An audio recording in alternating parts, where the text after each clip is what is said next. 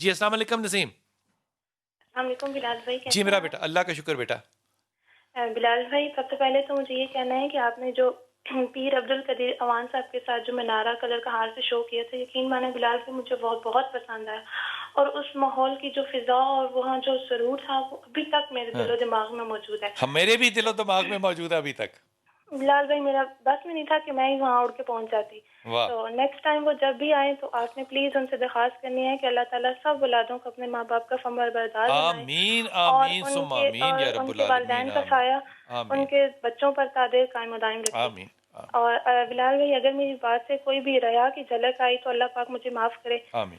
میں آپ سے صرف یہ درخواست کرنا اچھی چاہتی ہوں بات کہ آپ بحیثیت استاد اور ایک بڑے ہونے کی حیثیت سے مجھے سمجھائیے کہ مجھے نا اپنی زندگی کے روزمرہ معاملات میں نا کوئی ٹھہراؤ نہیں لگتا.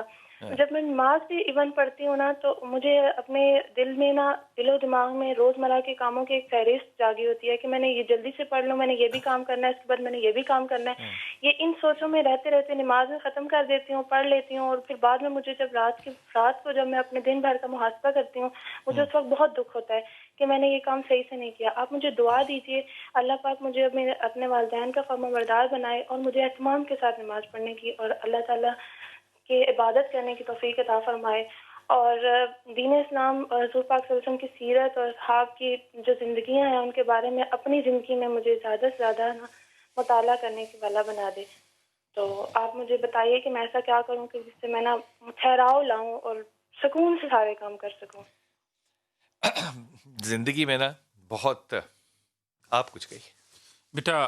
ایسی کال میں نے زندگی میں بہت کم سنی ہے کہ جو کوئی نوجوان لڑکی اور وہ ہدایت کی طالب ہو اور وہ اس روحانی مقام پر ہو کہ وہ صرف ہدایت ہی طلب کرے, نہ دنیا نہ شہرت نہ رشتہ, اللہ کی رضا کے لیے. ایک چھوٹا سا آپ کو کہ آپ روزانہ صبح اٹھ کے نا اللہم اہدنا الصراط المستقیم پڑھا کریں کہ یا اللہ مجھے سیدھے راستے پہ لگا. یا پھر آپ چاہیں تو ایک ایسا دل میں سوچ لیا کریں کہ یا اللہ میں جو بھی کر رہی ہوں تیری رضا کے لیے کر رہی ہوں, کمیاں کوتاہیاں معاف فرمانا. بلال بھائی آپ کچھ بولیں, آپ کے آنسو دیکھ کے میرا دل چاہ رہا ہے کہ میرے لفظ میرا ساتھ نہیں دے رہے. اللہ تعالیٰ سب کو ایسی بیٹیاں دیں. آمین. اللہ تعالیٰ سب کو ایسی بیٹیاں دیں. آپ نے قدیر بھائی کی بات کی. قدیر بہت اچھے باپ کا بیٹا ہے. پہلی بات تو یہ نسل جو ہے وہ نظر آتی ہے. میں بہت سے ایسے لوگوں کے پاس جاتا ہوں جہاں سے یقین کیجیے ابھی کل پرسوں کی بات ہے کہ مجھے ایک تھریٹننگ کال آئی کہ آپ جو فلاں والا واقعہ ہمارے بابا جی کا سناتے ہیں یہ نہ سنایا کریں. میں نے ان کو صرف کہا جی نہیں سناؤں گا آئندہ. مطلب میری سمجھ سے باہر ہے. یقین کیجئے کہ ایسے ایسے بزرگ زندگی میں دیکھے ہیں جن کی زندگی میں میری بڑی کنٹریبیوشن ہے. میں ان کی کنٹریبیوشن کی بات نہیں کر رہا, میری بڑی کنٹریبیوشن ہے. وہ بزرگ بڑے ہیں لیکن ان کو بہت کچھ میں نے سکھایا ہے. یقین کریں کہ یہ جملہ کہتے ہوئے میرے دل کو ہاتھ پڑتا ہے. یہ بے ادب نہیں ہے, یہ حقیقت ہے.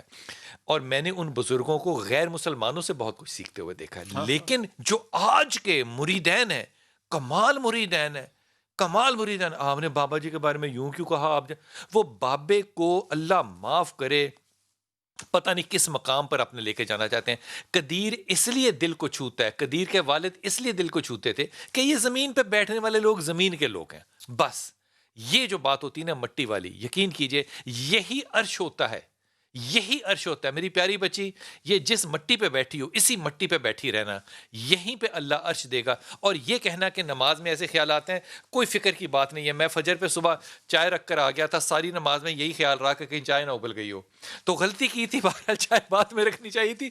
لیکن اس پہ رسول آئے ہائے ہائے میں قربان جاؤں, صحابہ کو بھی خیال آیا کرتے تھے نماز کے خیال آیا کرتے تھے اور عرض کیا کرتے یا رسول اللہ ہمیں ایسے ایسے خیال آتے ہیں کہ دل چاہتا ہے کہ جل کے راکھ ہو جائے.